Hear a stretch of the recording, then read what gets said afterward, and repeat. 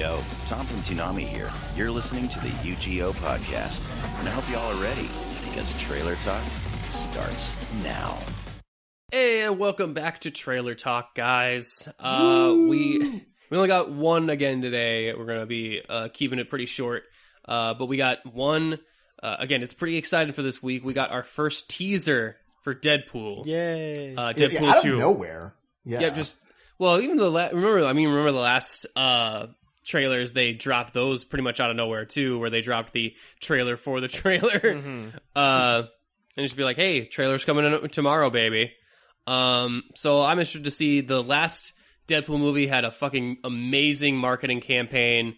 It was just tip-top fantastic. It's what basically helped it make itself a movie. Yeah, it was... Well, it was a marketing campaign based off a leaked test video, which is the interesting thing. It's like how you can build hype off of failed, attempts to pitch the project, and that in itself got the project pitched and sold. It was absolutely amazing. I can't even believe that the movie was... I mean, yeah, I do believe the movie was as successful as it was based off that marketing campaign. Yeah. It was, and that had a lot to do with it. So I'm looking forward to what little videos they do this time. It's going to be super fun. I am super excited. So I'm just going to load up the trailer here. What were some of your favorite trailers from the last one, Travis? Like some of the favorite little marketing videos. My personal favorite is the "Touch Yourself" campaign. Oh, jeez, with the balls. Honestly, I think that the leak trailer actually might be one of my favorite parts. Oh, the actual just when they leaked the original test footage. Yeah. Okay. No, the actual original. Mm-hmm. That was just entertaining. Yeah, that one did have some actual lines in it that weren't in the movie when they came up. It was actually slightly different, but yeah, that was Which fun seems too. to be a trend a lot lately with trailers, where they show alternate B-rolls or alternate takes of certain scenes. It always has been, but I don't know. There's a few movies where I'm like, oh, why isn't that scene in here? I really like that scene. Yeah. I mean, Thor Ragnarok had a bunch of shit actually cut out from it, but hopefully we'll get to see that on a Blu-ray set. Yeah, but not anyway, as much as I thought. Like they still kept quite a bit in that one. Yeah. But anyway, let's see what we have in store for us for the first teaser for Deadpool 2. Let's give that one a watch. Yeah, that sounds about right. Yep. Bob Ross. Hello there. Welcome back. I'm glad you could join me today. Let's just dive right in. Man, also part of the successful marketing campaign, Ryan Reynolds is so committed to this stuff, man. He really is. Wet and ready to go. He will do literally Green. anything. Men in Black. Brush here. Whack that off real good. Just eat it like it owes you money. We're gonna get a little dab. Get it? Because it's all snow here. colors based on famous movie titles. Except for Yellow Snow, I don't think that's a movie. And Reddit. Betty White's Nah. fantastic. Now remember, this is your world.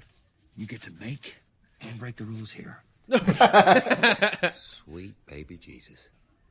Wish I could jump in there and roll around in all that cascading white powder. Yeah, just get high on all of life's splendor. God, I love cocaine. So much. Holy fuck knuckles, I am high as a kite right now. Okay, let's paint in a few little happy trees there. Nothing wrong with making friends with trees. Now, what you don't want to do is eat these paints. Trust me on this one. All right, I'm going to whack off again. That's right. Get it? Whack off. What is going on in there?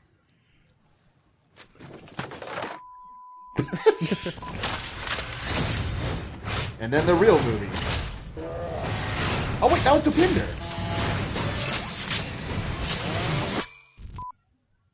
Would you look at that? We have ourselves a finished painting. So from our family to yours, keep your pants dry, your dreams wet, and remember, hugs not drugs. That was amazing. Wow. I feel like I watched an Adult Swim short. Man, I really like that poster too. I actually want to get that poster of all them eating dinner together. That's really fun. I think that image is floating around somewhere on the internet, so I'm sure. Yeah. So that was the trailer for Deadpool 2, guys. What do we think about it? What are we thinking? That's amazing. I liked it a lot. We don't get a lot of the teaser footage. No, we get Ryan Reynolds chewing scenery. I think I did see Monica Baccarin again. There's a lot of the same actors returning. I mean, there's Monica Baccarin. There's the girl who played Negasonic Teenage Warhead. Now with hair, so that's cool. Yeah, she does. She's got like more of a spiky do going for her. But then I didn't realize that the Indian cab driver is returning as a major character. It seems like. Really? Oh, that's awesome. Yeah, I just noticed that. I'm like, it's Dopinder! Hey! Dopinder. Good, happy, see you later, Deadpool. I loved his part in the first movie, so I'm glad that he gets another shot. Yeah, they had some good scenes with him. Of course, this whole painting thing is pretty fun. I mean, I do like that the colors are all different. Like, there's movie references in there, as well as just potty humor of like and actor references and Reddit. I like that. I should have saw, but as soon as I saw colors, I don't know why I should have saw Betty White coming. Yeah. But I was like, oh yeah, of course, duh. Yeah. But no, that's pretty fun. I actually thought, like, is there an actual painter actually painting some of that? Because when he's making the trees, I'm like, oh, that actually is kind of a neat. Like, I think that might actually be a legit technique there. Yeah, no, I'm sure it's based on some, like, the Bob Ross images that are out there somewhere. So, but yeah, no, I mean, even the footage that we did see for the actual movie, I did notice that it does look a lot more arty, like a lot glossier than the previous movie did. There's a different like sheen on it. I can't really put my finger on. It's got more color coordination. Like there's like shades of blue and gold and orange. Like because I know it's the director who did one of the directors from John Wick doing this one, Daniel Leach. Yeah, there seems to be a richer color palette going on that I'm actually kind of digging. Like, the night scene with him, like, screaming and running in the rain or whatever looks pretty, like, man, charging this looks a car. Like, this looks pretty good. Like, legitimately kind of like, a really... Like a real movie. Well, I mean, no, the original Deadpool movie had, looks pretty good, too, but it wasn't... It was pretty standard, like, color palette-wise. Like, it was pretty... it was kind of flat-looking a little bit.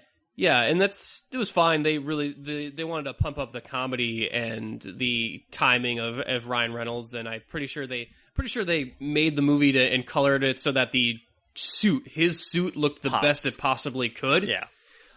Which I think is probably one of the reasons why Colossus looks a little weird in some of the scenes too. Is just that he doesn't have like his color palette's so different than Deadpool's. He's practically camouflage at times. Well, and it also was a micro budget movie compared to a lot of other blockbuster films. I think it only cost. I mean, it was less than $100 million for sure. Yeah, it was definitely. I think it was around 50.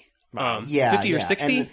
Yeah, and then it was a first-time director too. So obviously, he was still working with because he'd only directed CG shorts before that. Tim Miller. So I'm sure he was still trying to figure out how to make a live-action movie while making Deadpool.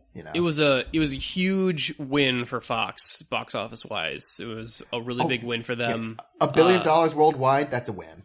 Yeah, it's for return for it. I'm hopefully it spread the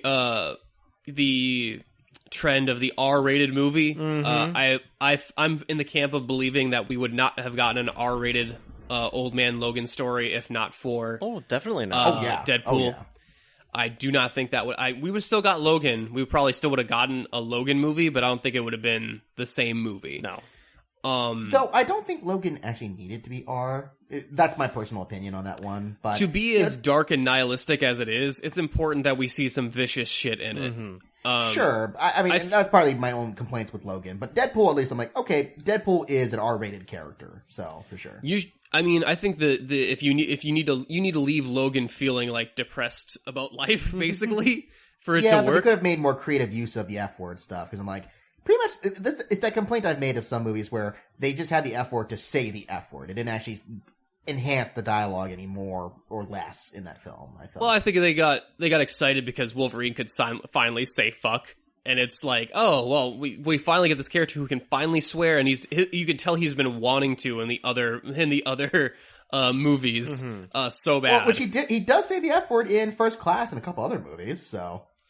No, I think he only says the F word in First Class. He gets a couple other swears in some of the other movies. Yeah. I don't think he even gets any lines of dialogue in X-Men Apocalypse. Oh, But yeah. I don't think he did. Yeah, that's a good point, actually. I'm really excited about Deadpool. I really enjoyed the first movie. I went back and watched it again, and I still enjoy it every time I watch it. I don't know. I hope it not only revitalizes the R-rated movie, but the mid-budget movie too, because It kind of has, yeah. And I'm starting to see that a little bit more of like people taking chances on, Something besides horror movies. Yeah, well, I mean, horror movies got like micro budgeted, and we even got It, which was like, it was in the mid tier. It was like what, 30 million, right? Yeah, 30 to 40, I think. Yeah. Yeah, and spending 30 to 40 million on a fucking horror movie was unheard of before that. So, I mean, it depends on the type of movie. Sure. Well, I mean, it's the rare exception now with the Blumhouse movie spending like $1 million a movie now. Yeah. Here's 2 pennies. Make me a short budget horror film. Which actually works for the horror genre, in my opinion. Is actually kind of it works overall. But I think it works for most movies to underfund, like not so much to underfund, but to give them limitations. Just like, okay, you don't have a blank check. Take what you have and make the most out of it. Yeah, you know? it adds a little bit more creativity to it. Yeah. Yeah. New challenge. Yeah. So yeah, that's got me excited. I like seeing Colossus back and any of the X-Men. That's fun. Cable, I'm really interested to see what they do with Josh Brolin as Cable. Which is interesting. We didn't see him in any of the footage there, like the actual No. teaser footage. He's only in the painting. Right. Yeah. I'm wondering how they're gonna sell him. Cable is such a weird sell of a character. He's not even all that good a character, to be honest. I mean, I don't find him particularly interesting. He's I think only interesting with Deadpool. Well, that's the reason, like, when they teamed him up, the best thing that ever happened to Cable is when they teamed him up with Deadpool in the comics, is which it's like, oh, how do we fix this completely boring, straight-laced character? We team him up with the living embodiment of a cartoon.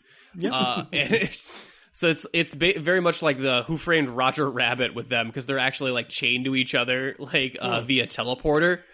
Now I have an image of Cable being played by Bob Hoskins, and it's really weird. That'd be entertaining too. Oh my god, Deadpool, you're growing your arm back. It's fucking gross. Fucking unbelievable. So I think Josh Brolin's a good pick, though. He's got the good look for it. I'm a little sad that they didn't go with Keira Knightley, but it's all right. I mean, it's fine. Well, I know they tossed around Michael Shannon's name a little bit too, and I'm like, okay. No, Michael Shannon, no, he's too crazy. He looks too nuts for Cable. I mean, it would have been a great performance, and he might, who knows, he might have been my favorite version of Cable. But if you were to stick to what Cable actually is in the comics, you need someone like Josh Brolin who can play a great straight man. Who's actually a funny I've seen him play a great straight man. Oh yeah. And other stuff.